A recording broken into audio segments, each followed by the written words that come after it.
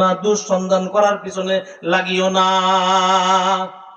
অন্যের দোষ খুঁজতে গিয়ে যে সময়টুকুন তুমি ব্যয় করবা, ওই সময়টুকুন দিয়ে তুমি তোমার জিন্দেগির দোষগুলো খুঁজে বের করো। নিজের জিন্দেগির দোষগুলো যদি তুমি খুঁজে বের করতে পারো, বান্দারে, দুনিয়াতে আমার দেওয়া হায়াতের মধ্য থেকেই নিজের দোষগুলো সংশোধনের সুযোগ পেয়ে যাবা। আমার জিন্দেগিতে যদি আমার দোষ আমার সামনে পরিলক্ষিত হয়, আমার দৃষ্টিগোচর হয়, আমার এইগুলো দোষ আছে, ঠিক করার সুযোগ আছে কিনা? আর যদি আমি নিজের দোষ না দেখে অন্যের দোষ নিয়ে ব্যতিব্যস্ত হই, অন্যের জন্য সময় কাটাই, অন্যের বিষয় নিয়ে ভাবতে ভাবতে, জীবনের অন্যান্য বিষয়গুলো ভাবতে ভাবতে এক সময় জিন্দেগি শেষ হয়ে যাবে, নিজের জিন্দেগির ভুল আর সংশোধন করার সুযোগ হবে না। ঠিক নেই? এজন্য আল্লাহ তাআলা বলেন ২ নাম্বার দোষ, ওয়ালা তাজাসসু, মানুষের দোষ সন্ধান করিও না। ৩ নম্বরে আল্লাহ তাআলা বলেন ওয়ালা ইয়াগতাব বা'দুকুম বা'দা। বান্দারে আমার, গুরুত্বপূর্ণ আরেকটা দোষ, অপরাধ তোমাদের হচ্ছে তোমরা একের অগোচরে অন্যের দুর্নাম করে থাকো। যিনি আমাদের এখানে উপস্থিত নাই তার দোষ আমরা বলে থাকি, ঠিক কিনা? আল্লাহ তাআলা বলেন ওয়ালা ইয়াগতাব বা'দুকুম বা'দা।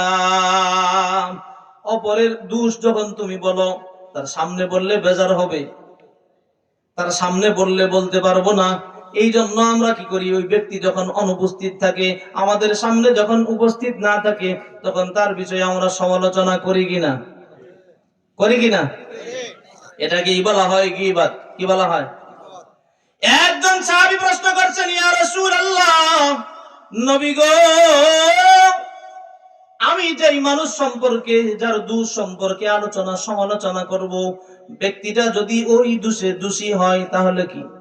নবী করিম সাল্লাল্লাহু আলাইহি ওয়াসাল্লাম বলেন, যেই দোষ তুমি তার সমালোচনা করবা, এই দোষটা তার সামনে বললে ব্যক্তি যদি বেজার হয়, যার ভিতরে যেই দোষ আছে, এই দোষের সমালোচনা তার সামনে যদি করি, মনে কষ্ট পাবে কিনা? যদি ওই ব্যক্তি মনে কষ্ট পায়, আর এমন দুষ্টাই তার অগোচরে বললে, যেই দুষ্টা তার মধ্যে আছে, এই দুষ্টা তার অগোচরে বললেই হবে গীবত। নবীজি সাল্লাল্লাহু আলাইহি ওয়াসাল্লাম বলেন, আল গীবাতু আসাদ্দু মিনাজ জিনা। গীবত, পরশ্রীকারতা, গীবত পরশ্রীকারতা জিনার থেকেও ভয়ঙ্কর। এবার নবীজি সাল্লাল্লাহু আলাইহি ওয়াসাল্লামকে ওই সাহাবী বললেন, ইয়া রাসূলুল্লাহ, যেই দোষ তার মধ্যে আছে এটা যদি আমি বলি, তাহলে যদি হয় গুনাহ, তাহলে যদি হয় গীবত। নবীজি সাল্লাল্লাহু আলাইহি ওয়াসাল্লাম বলেন, হ্যাঁ, যদি তার মধ্যে ওই দোষ থাকে, এমনটা বললেই তোমার জন্য হবে গীবত। আর যেই দোষ তার মধ্যে নাই, এমন দোষে যদি তাকে তুমি দোষী সাব্যস্ত করে কথা বলো, তাহলে এটা হবে তুহমত। কি হবে? অপবাদ। দোষ করে নাই, কিন্তু কি বলছি, দোষ করে নাই, অপরাধ করে নাই, কিন্তু এই অপবাদ তাকে দিছি, এটা আসলে কি বলা হয়? অপবাদ বলা হয় না? হাদিসের ভাষায় এটাকে বলে কি? তুহমত। কি বলা হয়? অপবাদ দিলাম। রাসূল কারীম সাল্লাল্লাহু আলাইহি ওয়াসাল্লাম বলেন, দোষ বলার ক্ষেত্রে যেমন সাবধানতা অবলম্বন করবা, এমন দোষ তার মধ্যে যেটা আছে, এটা তার যদি তুমি হিতাকাঙ্ক্ষী হয়ে থাকো, কমপক্ষে তাকে তুমি বলো, ভাই এই কাজটা ভালো না, এইভাবে না হয়ে ওইভাবে হলে ভালো হয়। তুমি যদি তার কল্যাণকামী হয়ে থাকো, তাকে সংশোধন করে দাও। আমরা কি তা করি? তারে কোনোদিন বলি না। আবার আমাদেরও কিছু দোষ আছে, যেই দোষ আমার মধ্যে আছে, কেউ যদি আমারে বলে যে হুজুর এটা সমস্যা, আমি কি তোমার চেয়ে কম জানি? আছে কিনা? তো দোষ আমাদের উভয়েরই আছে। এই দোষ সম্পর্কে আল্লাহ তাআলা বলেন, ওয়ালা ইয়াগতাব বা'দুকুম বা'দা। তোমরা একে অন্যের পশ্চাতে নিন্দা করিও না, একে অন্যের গীবত সমালোচনা করিও না। নবীজি সাল্লাল্লাহু আলাইহি ওয়াসাল্লাম বলেন, যেই ব্যক্তি যার সুনামের জন্য যতটুকু যোগ্য, তার চেয়ে বেশি সুনামও করা যাবে না। দুর্নামও যেমন তার বেশি করা যাবে না, সুনামও তার যতটুকু যোগ্য তার চাইতে বেশি করা যাবে না। এরপরে আল্লাহ তাআলা বলেন, ওয়ালা ইয়াগতাব বা'দুকুম বা'দা, যেই কাজটা তুমি করলা তোমার ভাইয়ের অগোচরে, তোমার ভাইয়ের অনুপস্থিতিতে তার সমালোচনা করলা, দোষ ত্রুটি বর্ণনা করলা, এটা এমন নিন্দনীয় কাজ, খারাপ কাজ। কেমন খারাপ কাজ? আল্লাহ তাআলা বলেন, আয়ুহিব্বু আহাদুকুম আইয়াকুলা লাহমা আখিহি মাইতা। ও দুনিয়ার মানুষ, তোমরা কি কেউ এমনটা চাইবা, তোমরা কি কেউ এমনটা পছন্দ করবা, তোমার ভাই মৃত্যুবরণ করেছে, এই মৃত ভাইয়ের গোশত খাইতে কি কেউ চাইবা? কেউ কি চাবে তার মরা ভাইয়ের গোশত খাইতে? কেউ পছন্দ করবে না। এ কথাই আমার আপনার রব আল্লাহ তাআলা বলেন, আয়ুহিব্বু আহাদুকুম আইয়াকুলা লাহমা আখিহি মাইতা। তোমাদের কেউ কি পছন্দ করবে মৃত ভাইয়ের গোশত খাইতে? না। ফাকারিহতুমু, স্বয়ং আল্লাহ বলেন নিঃসন্দেহে এটা কেউ পছন্দ করবে না। তাহলে এটা কেমন? এই আয়াতের শানে নুজুলের মধ্যে আসছে মুহাম্মদুর রাসূলুল্লাহ সাল্লাল্লাহু আলাইহি ওয়াসাল্লাম যখন সাহাবায়ে কেরাম কোন দিকে কোন রকমের সফরে যাইতো, যুদ্ধে যাইতো, সম্পদশালী সাহাবীদের সাথে একজন দুইজন গরিব মানুষকে তাদের সাথে সঙ্গী বানিয়ে দিতেন। সুবহানাল্লাহ। সুন্দর জীবন ব্যবস্থাকে দেখাইছেন আল্লাহ তাআলা মুহাম্মদ সাল্লাল্লাহু আলাইহি সাল্লামের মাধ্যমে আমাদেরকে কি জীবন ব্যবস্থা শিখাইছেন। আমরা মানতে অভ্যস্ত না, এই জন্য জিন্দেগিতে আমাদের এত অশান্তি। ঠিক না? বলেন তো, শান্তিদাতা কে? এই শান্তি যদি আল্লাহ তাআলার কাছে না আছে, দুনিয়ার রাস্তাঘাট, হাট বাজার, কোনাকানায় যেখানেই যান, আমেরিকার কাছেও নাই। শান্তি আল্লাহ তাআলা রাখছেন দ্বীনের মধ্যে। কিসের মধ্যে ভাই? দ্বীনের মধ্যে। আমরা তো শান্তি খুঁজি দুনিয়ার ভিতরে। আমরা যখন দ্বীনওয়ালা হয়ে যাব, তো রবের পক্ষ থেকে শান্তি আমাদের উপর এমনি চলে আসবে। কোন ব্যক্তির দ্বারা দুনিয়াতে শান্তি প্রতিষ্ঠা করা সম্ভব না। এই জন্যই আল্লাহ তাআলা এই আয়াতে কারিমা নাজিল করে আমাদেরকে জানিয়েছেন, মুহাম্মদুর রাসূলুল্লাহ সাল্লাল্লাহু আলাইহি ওয়াসাল্লামের নিকট এই আয়াত কখন নাজিল করলেন? সূরাতুল হুজুরাতের এই আয়াত যেই সময় নাজিল করলেন, পয়গম্বর আরবি সাল্লাল্লাহু আলাইহি ওয়াসাল্লামের সাহাবীরা সহ কেউ যখন কোন দিকে সফরে যাইতেন, সফরে যাওয়ার সময় ধনী সাহাবীদের সাথে দুইজন ধনী মানুষের সাথে একজন গরিব মানুষ দিয়া দিতেন। সুবহানাল্লাহ। বদৌলতে কি হইতো?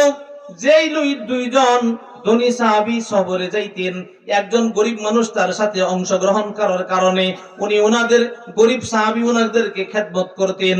যারা টাকাওয়ালা তাদের পক্ষ থেকে সদকা হিসেবে একজন মানুষ তাদের সহযোগী হিসেবে পেয়ে গেল, অপরদিকে তাদের অন্য আর বাড়তি খাদেম লাগবে না। আর গরিব মানুষটা টাকা পয়সা না থাকার কারণেও সফর করার সুযোগ পেয়ে গেল।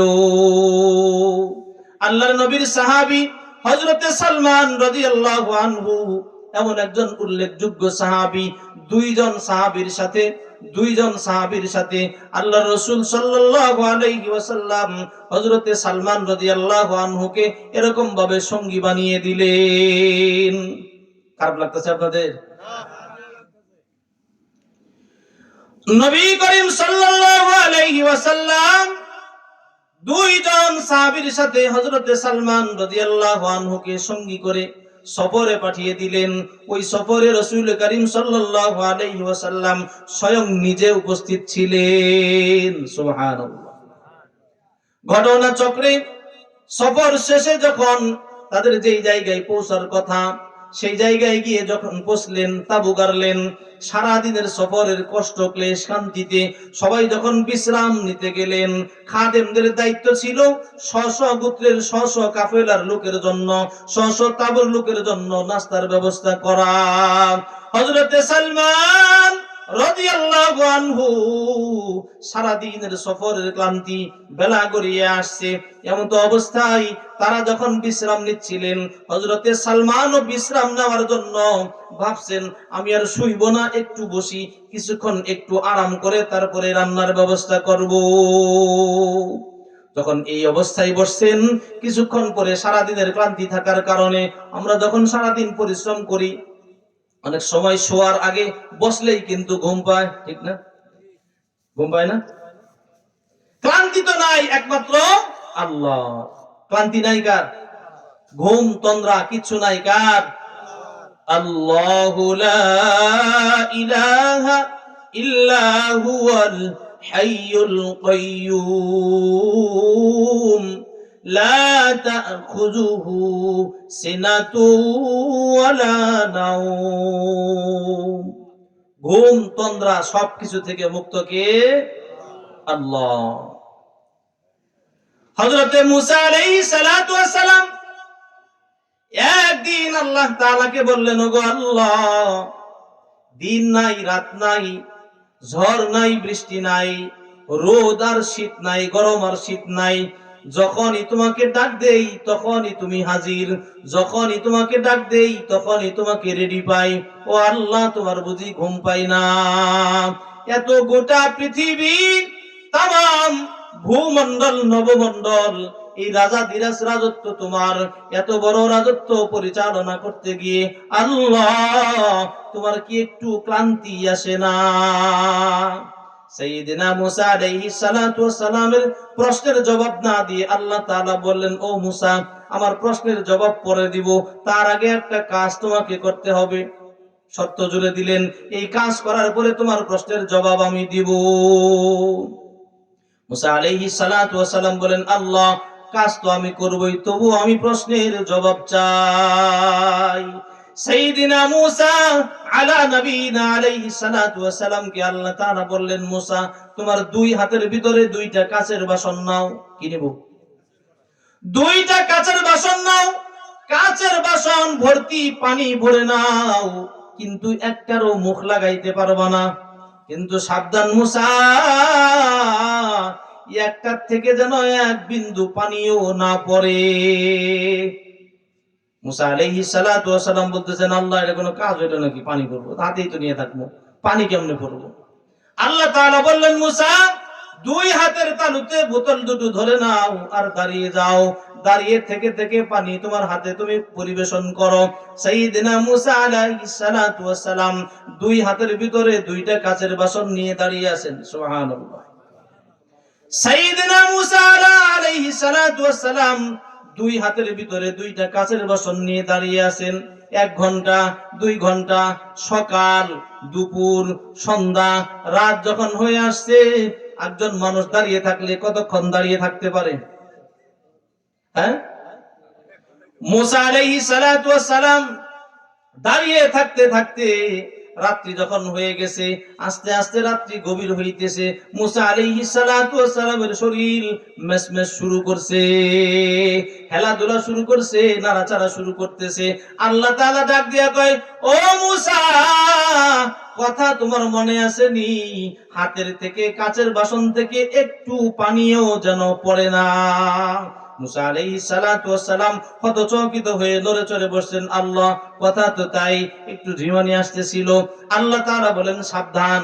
এবার মুসা আলাইহিস সালাতু ওয়াস সালাম আরো একটু নড়ে চড়ে শক্ত হয়ে দাঁড়াইলেন। বলেন তো, ঘুম যখন চলে আসে, হাজারো শক্ত হয়ে বসলে, হাজারো শক্ত হয়ে দাঁড়াইলে কি দাঁড়িয়ে থাকা যায়? সাইয়েদনা মুসা আলা নবীনা আলাইহিস সালাতু ওয়াস সালাম আরো কিছুক্ষণ পরে এবার আরেকটু হেলাধুলা শুরু করছে।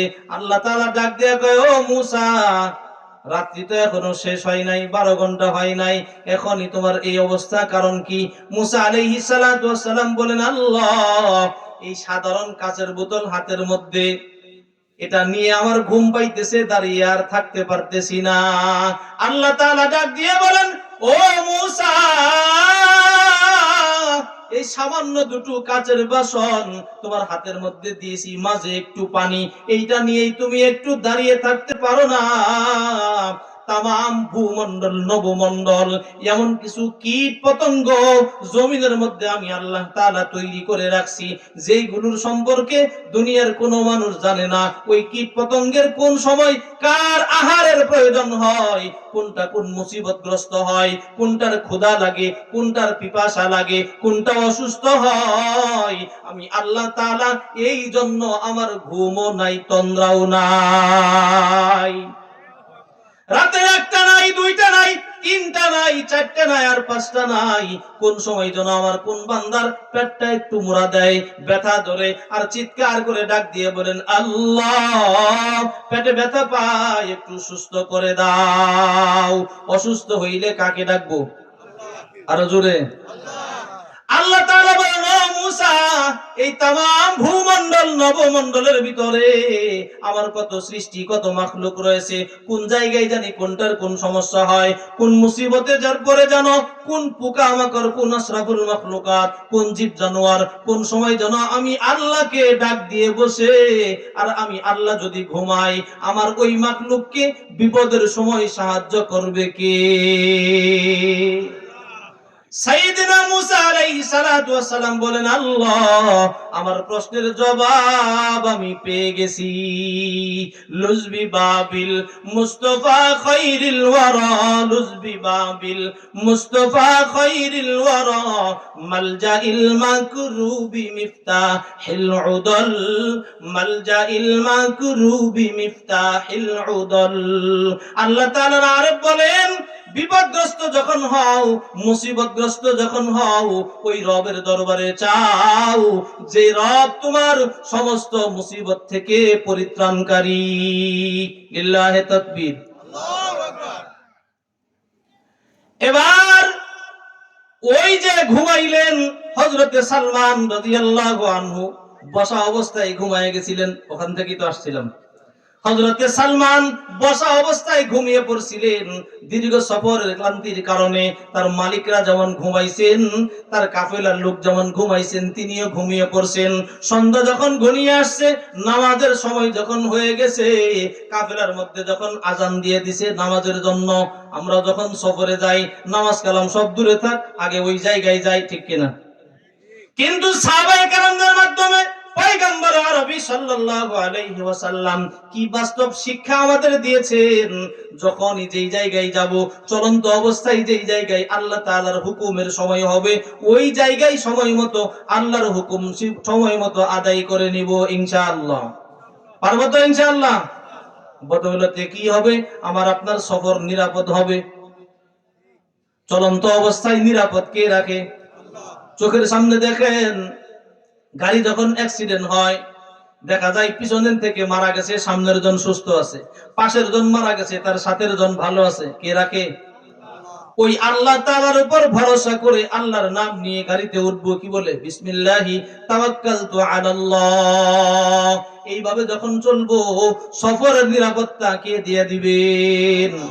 মুহাম্মদুর রাসূলুল্লাহ সাল্লাল্লাহু আলাইহি ওয়াসাল্লামের সাহাবী আজানের আওয়াজ শুনে সবার ঘুম ভেঙে গেছে, চোখ কসলাইতে কসলাইতে ঘুম থেকে জাগ্রত হয়েছেন, নামাজ শেষ করে চলে আসছেন, ডাক দিয়ে বলতেছেন, ওগো সালমান, নাস্তা কিছু বানাইছনি? নাস্তা কি বানাইছে? আওয়াজ দেন, নাস্তা বানাইছে না ঘুমাইছে?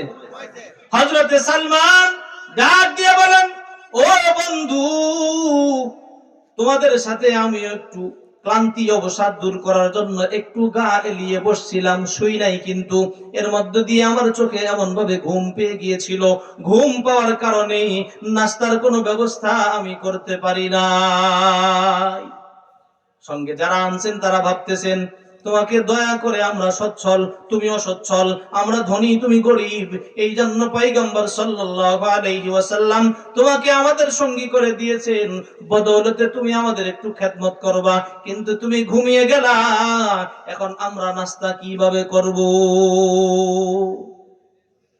এবার ওই সঙ্গীজন শিখায়া দিলেন, যাও মুহাম্মদুর রাসূলুল্লাহ সাল্লাল্লাহু আলাইহি ওয়াসাল্লামের নিকট যাও, গিয়ে দেখো তার কাফেলায় খাবারের কোনো অবশিষ্ট অংশ আছে কিনা, কোনো ব্যবস্থা আছে কিনা, ওখান থেকে একটু খাবারের ব্যবস্থা আমাদের জন্য করা যায় কিনা, তারপরে তুমি নাস্তার ব্যবস্থা করে নিও।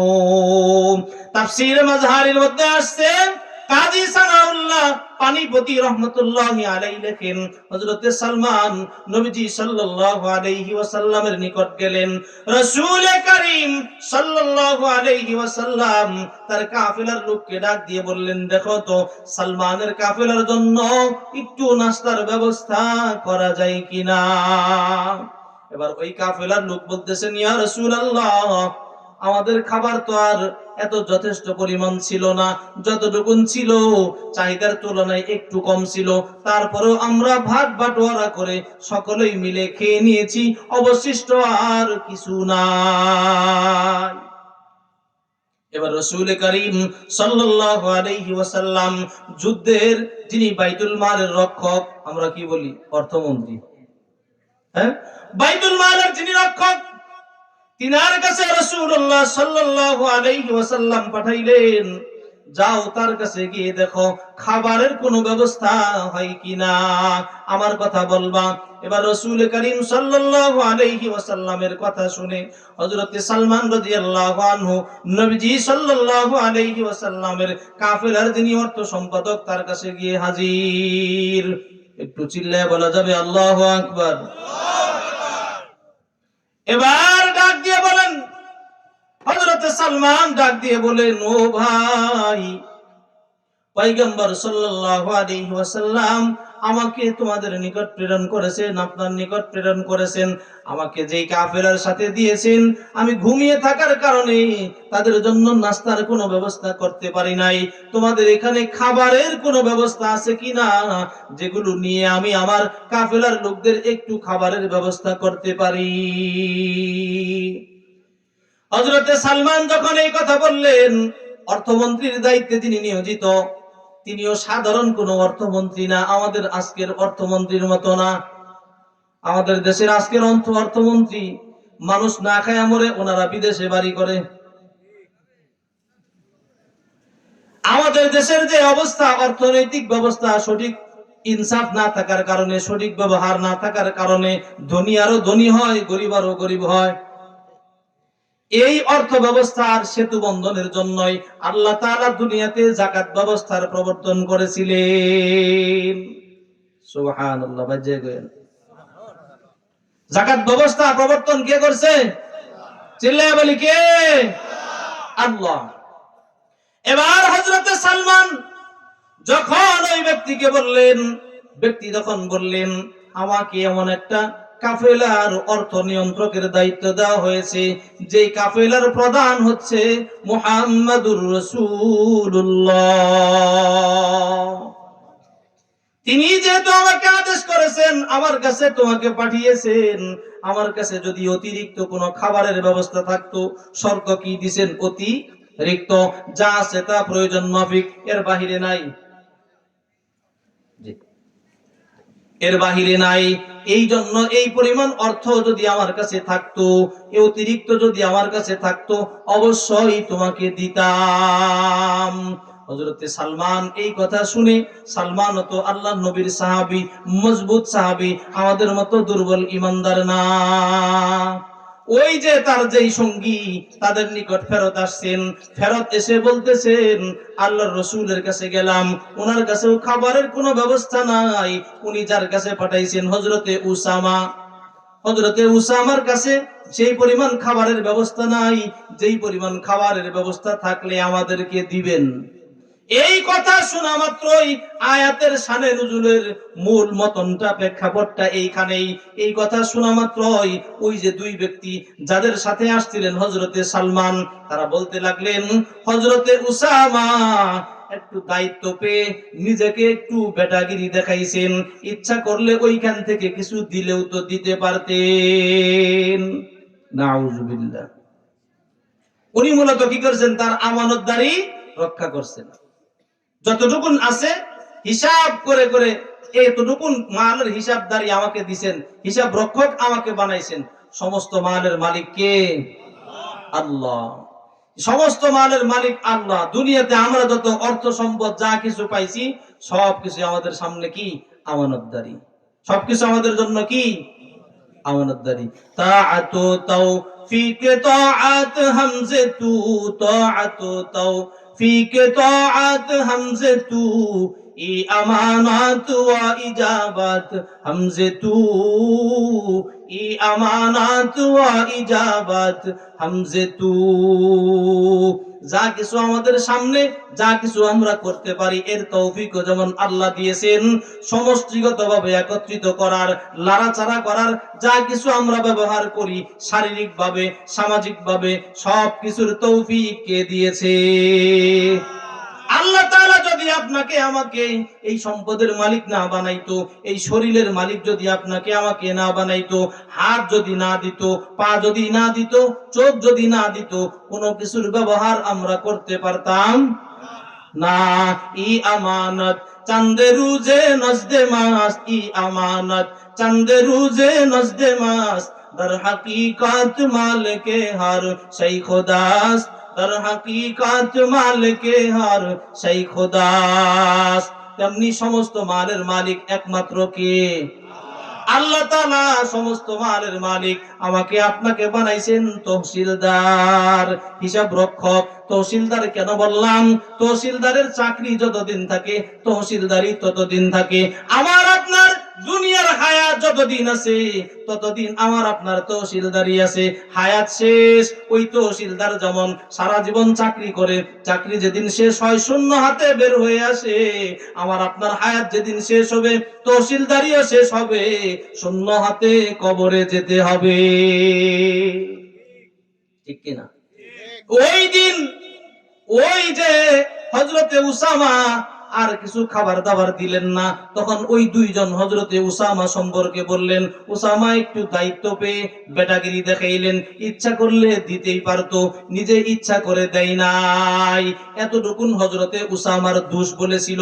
এই জন্য ওই ব্যক্তি দুটোর অবস্থা এমন, ব্যক্তি যখন খোদাই কাতর বের হইতেছেন, বাহিরে কিছু খাওয়ার জন্য যাবেন, এমন অবস্থায় মুহাম্মদুর রাসূলুল্লাহ সাল্লাল্লাহু আলাইহি ওয়াসাল্লামের সামনে সাক্ষাৎ, নবীজি সাল্লাল্লাহু আলাইহি ওয়াসাল্লামকে সালাম দিছেন। নবীজি সাল্লাল্লাহু আলাইহি ওয়াসাল্লাম দাঁড়াইলেন, বললেন, তোমরা কই যাও? বলতেছেন, ইয়া রাসূলুল্লাহ, ইয়া হাবিবাল্লাহ, আমরা ক্ষুধার্ত, আমাদের খাবারের ব্যবস্থা নাই, হযরতে সালমান আমাদের জন্য খাবার বানাই নাই, এই জন্য অন্য কোন কাফেলায় খাবারের ব্যবস্থা করতে পারি কিনা, এই জন্য আমরা দুই ভাই বের হয়ে আসছি। নবীজি সাল্লাল্লাহু আলাইহি ওয়াসাল্লাম ডাক দিয়ে বলেন, শোনো, তোমরা বলতেছো ক্ষুধার্ত, কিন্তু আমি তো তোমাদের দাঁতের মধ্যে, কিসের মধ্যে? আরো জোরে আওয়াজ হয় নাই? আমি লক্ষ্য করছি তোমাদের দাঁতের ভিতরে তোমাদের মৃত ভাইয়ের কাঁচা গোশত তোমরা খাইতেছো। নাউজুবিল্লাহ। কিসের কারণে? ওই যে উসামা এখানে অনুপস্থিত ছিল, তারা দুইজনের সাথে হযরতে সালমান ছিল। উসামা কিছু না দেওয়ার কারণে উসামা সম্পর্কে তারা যে কটূক্তি করেছিল, এ কথাই আল্লাহ তাআলার রাসূল বললেন। এই তো কিছুক্ষণ পূর্বে আল্লাহ তাআলা আমার নিকট সূরাতুল হুজুরাতের 12 নম্বর আয়াত নাজিল করে জানিয়ে দিলেন, আপনার ওই দুই সাহাবী তাদের মৃত ভাইয়ের গোশত খাইতেছে। নাউজুবিল্লাহ। নবী আলাইহিস সালাতু ওয়াস সালাম বলেন, তোমরা বলতেছো ক্ষুধার্ত, কিন্তু আমি তো তাকায় দেখি তোমাদের দাঁতের ভিতরে তোমাদের মৃত ভাইয়ের গোশত। অবস্থাটা কেমন? এই কথা বোঝানোর জন্যই কারো অগোচরে অন্যের দোষ বর্ণনা করার দ্বারা মৃত ভাইয়ের গোশত খাওয়া হয়, বাস্তব প্রমাণ কে দিলেন? কোরআনে হাকিমের সূরা হুজুরাত নাজিল করে পয়গম্বরের মাধ্যমে জানিয়ে দিলেন। ওই দুই সাহাবী তৎক্ষণাৎ চিৎকার করতে করতে তওবা করতে শুরু করলেন, ইয়া রাসূলুল্লাহ, আমরা বুঝতে পারি নাই, উল্লেখযোগ্য কোনো দোষ বলি নাই, এতটুকুন বলেছি। পয়গম্বর বলেন না, উসামা তো তার দায়িত্ব পালন করেছে, উসামার সম্পর্কে তোমরা খারাপ ধারণা করে তার দোষ বর্ণনা করেছো, এই জন্য তোমাদের মৃত ভাইয়ের গোশত খাওয়া তোমাদের হইছে। স্বয়ং আল্লাহ আমাকে সূরা নাজিল করে জানিয়েছেন। লিল্লাহি তাকবীর। আর কিছুক্ষণ থাকবেন না ছেড়ে দেব আমি? হ্যাঁ, এই জন্য দুনিয়াতে আল্লাহ তাআলা আমাদেরকে মূল্যায়ন করার জন্য যে কথা বলছিলেন, প্রথমত মূল্যায়ন করছেন কাদেরকে? ঈমানদারদেরকে। কাদেরকে? এই উপদেশগুলো আল্লাহ তাআলা আমাদের দিয়েছিলেন কি জন্য? আমরা ঈমানদাররা যেন ক্ষতিগ্রস্ত না হই, সেই জন্য। ঠিক না? ঈমান আনার পরে নেক আমল করার পরেও যেন ক্ষতিগ্রস্ত না হই, এই জন্য আল্লাহ তাআলা এই আয়াতের মাধ্যমে আমাদেরকে সাবধান করছেন। দোষ পাইছি তিনটা। কয়টা? মুখস্থ করেন। 1 নাম্বার, অনুমান করে কথা বলবো না। 1 নাম্বার, অনুমান করে কথা বলবো না। 2 নাম্বার, অন্যের দোষ খুঁজবো না, নিজের দোষ খুঁজবো, বদৌলতে আমি আমার ভুলগুলো সংশোধনের সুযোগ পাবো, তওবা নসিব হবে। 3 নাম্বার, অন্যের সমালোচনা করব না। পারবো তো ইনশাআল্লাহ? লিল্লাহি তাকবীর। কে কে অন্যের সমালোচনা করব না, অন্যের দোষ খুঁজবো না, অনুমান করে কথা বলবো না? একটু হাত উঁচু করে আল্লাহকে দেখাই, আল্লাহ আমাদেরকে মানার তৌফিক দান করুক। লিল্লাহি তাকবীর, আল্লাহুম্মা আমিন। এবার আসি, আল্লাহ তাআলা এই জন্য ঈমানদার, দুনিয়াতে কত ঈমানদার ধ্বংস হয়ে গেছে, কত ঈমানদার নষ্ট হয়ে গেছে 2 কারণে। কয় কারণে? এটা বলে শেষ করে দিব। থাকবেন তো ইনশাআল্লাহ? 2 কারণে বহুত ঈমানদার তার ঈমান ধ্বংস করে কবরে গেছে, বহুত ঈমানদার তার আমল ধ্বংস করে কবরে গেছে। 2 কারণ। কয় কারণ? আরো জোরে, জোরসে বলো। আল্লাহ তাআলা বলেন, ইয়া আইয়ুহাল্লাযীনা আমানু লা তুলহিকুম আমওয়ালুকুম ওয়ালা আওলাদুকুম আন যিকরিল্লাহ ওয়া মান ইয়াফআল যালিকা ফাউলাইকা হুমুল খাসিরুন। আল্লাহ তাআলা বলেন, হে ঈমানদার, তোমরা হালাক হয়ে যেও না, ক্ষতিগ্রস্ত হয়েও না, তোমরা ধ্বংস হয়ে যেও না, সম্মান থেকে অসম্মানিত হয়েও না। 2 কারণে, 2 জিনিস যেন তোমাদেরকে ধ্বংস না করে। কয় জিনিস? আল্লাহ তাআলা বলেন, এই 2 জিনিসের লোভে যারা লোভান্বিত হয়েছেন, 2 জিনিসের মোহে যারা মোহান্বিত হয়েছেন, 2 জিনিসের পিছনে যারা পড়েছেন, তারা তোমাদের অতীতে অনেকেই ধ্বংস হয়েছে। জিনিস দুটো কি জানতে চাই? সবাই দাঁড়িয়ে থাকা যাবে না তাহলে। 1 নাম্বার, আল্লাহ তাআলা বলেন, লা তুলহিকুম আমওয়ালুকুম ওয়ালা আওলাদুকুম আন যিকরিল্লাহ। 2 জিনিসের ভিতরে 1 নাম্বার জিনিস হলো তার সম্পদ। কি? আরো জোরে, আরো জোরে। জোর হইল না? সম্পদের কারণে অনেক ঈমানদার তার ঈমান নষ্ট করে, সম্পদের কারণে অনেক নেককার নেক কাজ থেকে বিরত থাকে। 1 নাম্বার, অনেক নামাজি নামাজ ঠিকই আদায় করে, যাকাত দেয় না। আছে কিনা? আওয়াজ কমে গেল যে। অনেক ঈমানদার নামাজ আদায় করে, যাকাত কম বেশি দিলে না দিলেও কুরবানির সময় কুরবানি ঠিকই করে। কি বলেন? আমাদের দেশে যেই পরিমাণ লোকে কুরবানি দেয়, এই পরিমাণ লোকে কি যাকাত দেয়? আওয়াজ দেন, দেয়? কুরবানি যত হারে দেয় তত হারে কি যাকাত দেয়? যদি দিত, আমাদের দেশে গরিব মানুষ অনুবীক্ষণ যন্ত্র দিয়েও পাওয়া যাইত না। ঠিক কিনা? বলেন তো কারণ কি? একটা কারণ আমি খুঁজে পেয়েছি। কি? একটা কারণ খুঁজে পেয়েছি। কি?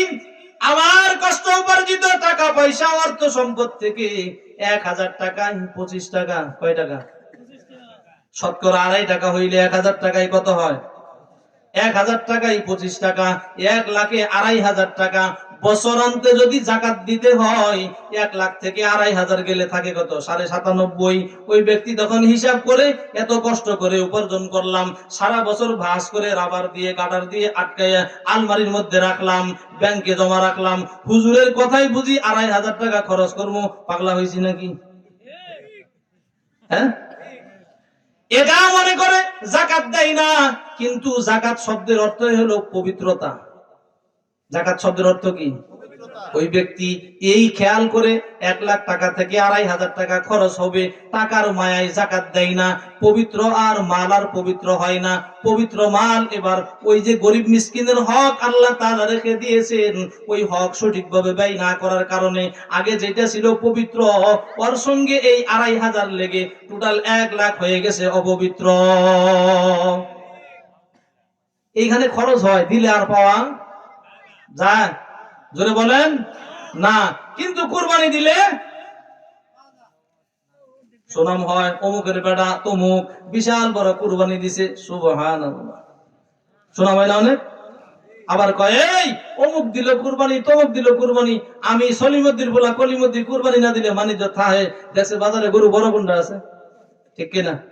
আওয়াজ দেন। কুরবানি ঠিকই দেয়, একদিকে সুনাম আর একদিকে কিছু গরিব মানুষকে মন চাইলে দেয়, না মন চাইলে না দেয়। কেউ আছে গরিব রেও দেয় না। কিছু মানুষ আমরা এরকম কুরবানি দাতাও আছি, গরিব মানুষের বাড়ির গেটেও যাবার দেয় না। আছে কিনা আপনাদের দেশে? আমাদের এলাকায় আছে। গরিব মানুষের কি বাড়ির গেটেও যাইতে দেয় না, নিজের আত্মীয় স্বজন যারা না দিলে না হয় এমন কিছু দিয়ে বাকি ফ্রিজ ভরে। এই কুরবানি কি আল্লাহর জন্য হয়েছে না গোশত খাওয়ার জন্য হয়েছে? এই যে অবস্থা, এমন ব্যক্তিগুলো কি আবার হজ করতে হবে, হজে যাওয়া লাগবে, এত টাকা খরচ করে হজে যাওয়ার কি দরকার? আছে কিনা আমাদের দেশে? অনেক মানুষ আছে হজের তৌফিক আল্লাহ দিবেন, কিন্তু গেলে টাকা পয়সা শেষ হবে, এই হিসাব করে আমি যদি এত টাকা খরচ করে হজ করি, পোলাবান খাবো কি, এত টাকা থাকলে পোলাবানের কত উপকার হবে, ঠিক না? এই জন্য আল্লাহ তাআলা বলেন লা তুলহিকুম আমওয়ালুকুম ওয়ালা আওলাদুকুম আন যিকরিল্লাহ। হে ঈমানদারগণ, দুই জিনিস তোমাকে যেন আমি আল্লাহ তাআলার ইবাদত থেকে, আমি আল্লাহ তাআলার ইবাদত থেকে, আমি আল্লাহ তাআলার হুকুম পালন করা থেকে বিরত না রাখে। যদি বিরত রাখে, ওয়া মান ইয়াফআল যালিক, এমন কাজ যারা করবে, ফাউলাইকা হুমুল খাসিরুন, আল্লাহ তাআলা বলেন এমনটা যারা করবে তারা হবে ক্ষতিগ্রস্তদের অন্তর্ভুক্ত। তারা কি? জোরে বলেন, ক্ষতিগ্রস্ত। তারা কি? ক্ষতিগ্রস্ত। এই যে আল্লাহ তাআলার যেই বান্দা নামাজ আদায় করেছে কিন্তু মালের ব্যবহার আল্লাহর হুকুম মোতাবেক করে নাই, বলেন তো সম্পদের লোভ ছাড়া আর কোনো কারণ আছে কিনা? সম্পদের লোভেই তো এই ব্যক্তি আল্লাহর হুকুম যাকাত দেয় না, ঠিকমতো কুরবানি করে না, ঠিকমতো হজ আদায় করতে পারে না। কথা ঠিক আছে নি? এজন্যই আপনার আমার রব আল্লাহ তাআলা সাবধান করেছেন, এই সম্পদের মোহে পড়েই কিন্তু কারুন ধ্বংস হয়েছিল। এই সম্পদের কারণেই অনেকের দেমাগ অহংকার এত অহংকার করে, দুনিয়ার কোন মানুষকে আর মানুষ মনে করে না। সম্পদের কারণেই তো এত ক্ষমতা, ঠিক না? কথা বলেন। পক্ষান্তরে আরেকটা বিষয় আল্লাহ তাআলা বলছেন ওয়া আউলাদুকুম লা তুলহিকুম ওয়ালা আউলাদুকুম, দুই জিনিসের কারণে ঈমানদাররা ক্ষতিগ্রস্ত হয়, একটা সম্পদ আর একটা হচ্ছে সন্তান। এই সন্তানকে যদি সঠিক সময় সুশিক্ষায় শিক্ষিত করতে না পারে, সন্তানের ভিতরে যদি দ্বীন ঢুকাইতে না পারে, সন্তান যেমন দ্বীনদার হবে না, এমন একটা সময় আসবে বাবা দ্বীন মেনে চলতে চাইলেও সন্তান করতে দিবে না। এজন্য সময় থাকতে সময় মতো এই সন্তানকে দ্বীনের মুয়াফিক বানান, দ্বীনি শিক্ষায় শিক্ষিত করেন। সন্তানের কলবের ভিতরে দ্বীনি আসরত পয়দা করার জন্য সর্বপ্রথম ভূমিকা পালন করার জন্য দায়িত্ব হলো পিতামাতার। আর এর থেকে যদি না করতে পারি, ক্ষতিগ্রস্ত হয় সর্বপ্রথম পিতামাতা। এই জন্য আমরা আমাদের সম্পদকে যেমন আল্লাহর রাস্তায় সঠিকভাবে সঠিক সময় ব্যবহার করব, আমাদের সন্তানগুলিকেও আল্লাহর রাস্তায় দিব কিনা? লিল্লাহি তাকবীর। সবাই দিব? সবাই দিব তো ইনশাআল্লাহ। আল্লাহর নবী আল্লাহ তাআলা এই কথা আমাদের বলেছেন, সময় থাকতে আমাদের সম্পদগুলো আমরা আল্লাহর রাস্তায় ব্যয় করব, সময় থাকতে আমাদের সন্তানগুলিকেও আল্লাহর রাস্তায় দিব। এখন বুঝছেন তো? আমি যদি মৃত্যুবরণ অবস্থায় তখন যদি বলি এই আমি তো মরেই যাবো, তাড়াতাড়ি আমার সম্পত্তি সব মাদ্রাসায় দিয়ে দে, ছেলেরা তখন দিব? কি করবো? আব্বা পাগলা হয়েছে, মরতেছে তো এখন পাগলা হয়েছে, ঠিক না?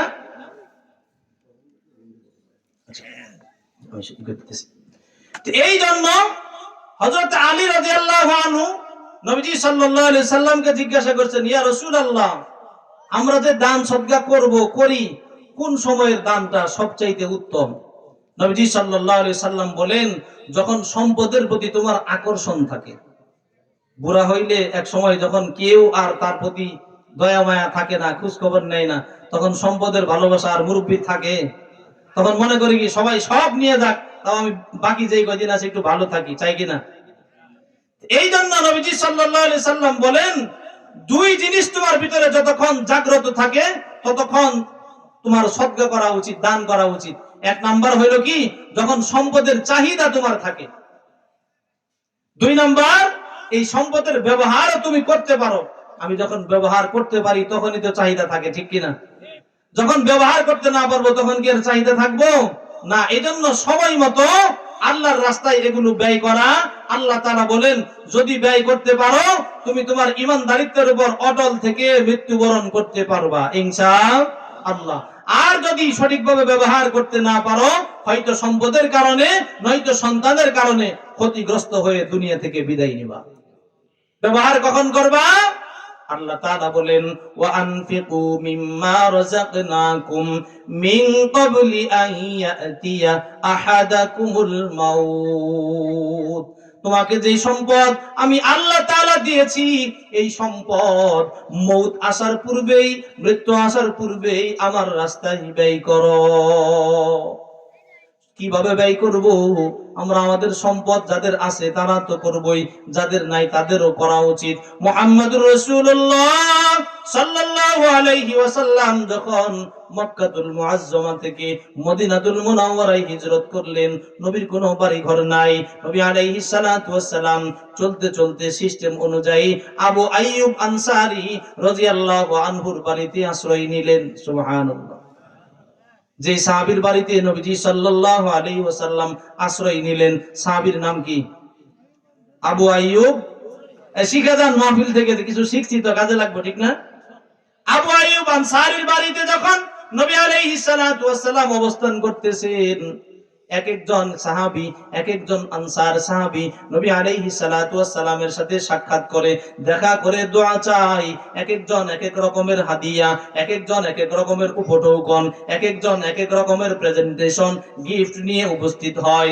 দোয়া চাই, ইয়া রাসূলুল্লাহ, আপনার মতো দামি মানুষ, আপনার মতো জান্নাতি মানুষ মুহাম্মদুর রাসূলুল্লাহ সাল্লাল্লাহু আলাইহি ওয়াসাল্লাম খাতামুন নবিয়্যিন সাইয়্যিদুল মুরসালিন কে আমরা মদিনাবাসী, মদিনায় পেয়ে আমরা ধন্য। দোয়া চাই। এক একজন এক এক ভাবে হাদিয়া দেয়।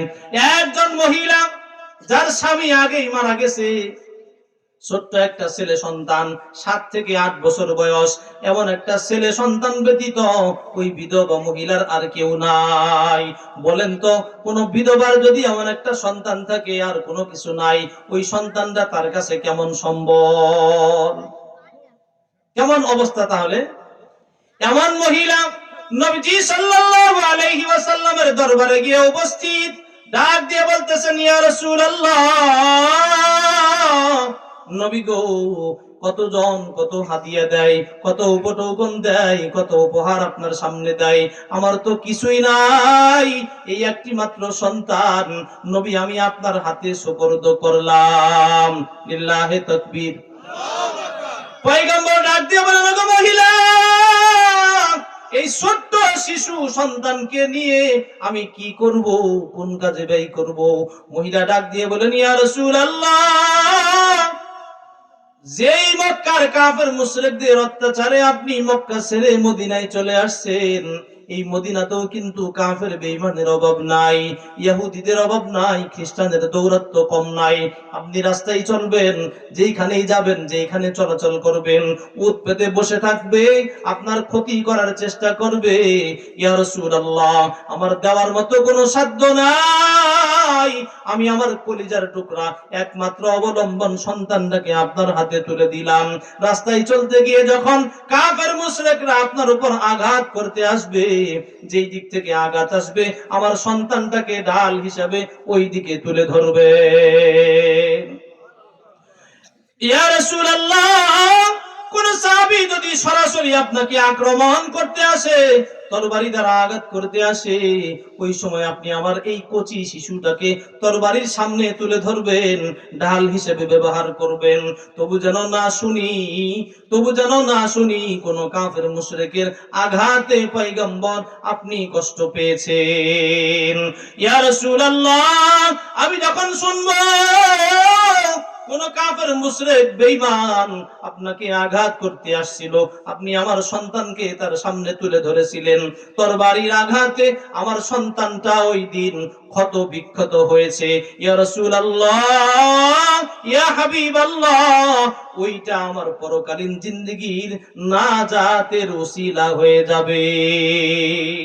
কঠিন ময়দানে মাহশারে যেদিন কেউ কারো থাকবে না, ওই দিন আমি আল্লাহ তাআলার কাঠগড়ায় দাঁড়িয়ে বলবো, আল্লাহ, দুনিয়াতে আমার তেমন কিছু ছিল না, তোমার নবীর জীবন রক্ষার্থে, তোমার নবীর শরীর রক্ষার্থে আমি আমার সন্তানকে তার হাতে সুপর্দ করেছিলাম। ও বন্ধু, এই নবীর ঘর মাদ্রাসায় এই জন্য কে আসি, সর্বপ্রথম খুশি খুশি একটু অ্যামাউন্ট আমি বলবো না, সর্বোচ্চ চেষ্টা করবেন নবীর ঘর মাদ্রাসায় ওই কঠিন ময়দানে মাহশারে আল্লাহ তাআলার সামনে উসিলা হিসেবে যেন হাত উত্তোলন করে বলতে পারি, আল্লাহ, তোমার নবীর ঘর মাদ্রাসায় ইলম শিক্ষার জন্য, হাফেজি মাদ্রাসায় কোরআন শিক্ষার জন্য কষ্ট উপার্জিত পয়সা দান করেছিলাম এই দিনের নাজাতের উসিলা পাওয়ার জন্য। কি আসি? আল্লাহু আকবার। কি ভাই?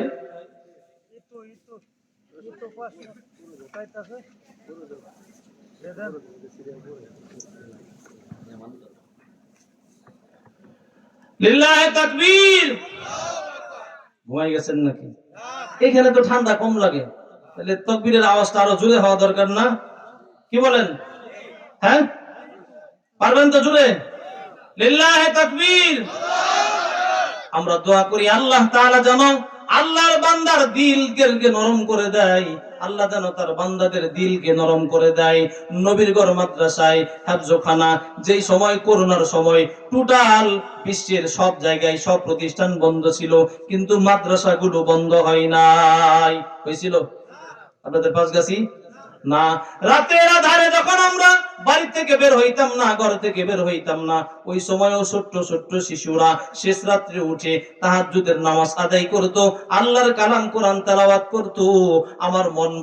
আমার মন বলে এই জন্যই তো বুঝি বাংলাদেশের ভিতরে করোনা, মুখে যতটা করোনা শুনছি, বাস্তবে করোনা ততটা ক্ষতি করতে পারে নাই। বদৌলত কি? আল্লাহ তাআলার কালামের বরকত। কিসের বরকত? ওই বরকত আমাদেরকে পরকালীন জিন্দেগিতে মুক্তি দিতে পারে কিনা? জোরে বলি, পারে কিনা? ওই নবীর ঘর মাদ্রাসা যেই জায়গায় কোরআনের শিক্ষা দেওয়া হয়, মান ক্বারাআল কুরআনা ফাস্তাযহারাহু ফাআহাল্লা হালালাহু ওয়া হাররামা হারামাহু আদখালাহুল জান্নাহ ওয়া শাফাআহু ফি আশরাতিন মিন আহলি বাইতিহি কুল্লুহুম ক্বাদ ওয়াজাবাত লাহুন নার। নবীজি সাল্লাল্লাহু আলাইহি ওয়াসাল্লাম বলেন, যেই একজন মানুষ এইখানে শিখবে কোরআন, কি শিখবে? কোরআন শিখবে, হালালকে হালাল জানবে, হারামকে হারাম হিসেবে বর্জন করবে, ফাহাল্লা হালালাহু ওয়া হারামা হারামাহু, আল্লাহ যা হালাল করেছেন তা গ্রহণ করবে, যা হারাম করেছেন তা বর্জন করবে। বদৌলতে আল্লাহ তাআলা এমন ব্যক্তিদেরকে জান্নাতে দাখিল করবেন। সুবহানাল্লাহ। শুধু তাদেরকে জান্নাতে দাখিল করবেন না, যখন তাদেরকে জান্নাতে যাওয়ার পারমিশন দেওয়া হবে, ব্যক্তি তখন ওই হাফেজে কোরআন তখন জান্নাতে যেতে চাইবে না। ফেরেশতারা জিজ্ঞাসা করবে, ও হাফেজ, আল্লাহ তাআলা তোমার জন্য জান্নাতের পরোয়ানা দিয়েছেন, ফায়সালা করেছেন, তুমি কেন জান্নাতে যাও না? এমন সময় আল্লাহ তাআলা এমন 10 জন ব্যক্তিকে সুপারিশ করার সুযোগ দিবেন। কয়জনকে? 10 জন ব্যক্তিকে সুপারিশ করার সুযোগ দিবেন। যেই সুপারিশ করার সুযোগ দিবেন এমন 10 জন ব্যক্তি যাদের নাম জাহান্নামের তালিকায় লেখা হয়ে গেছে। ওই দিন ওই কঠিন ময়দানে মাহশারে, যেদিন কেউ কারো হবে না, ছেলে বলি মেয়ে বলি কেউ কারো হবে না, সম্পদ বলি আর যা কিছুই বলি সঙ্গে কিছুই যাবে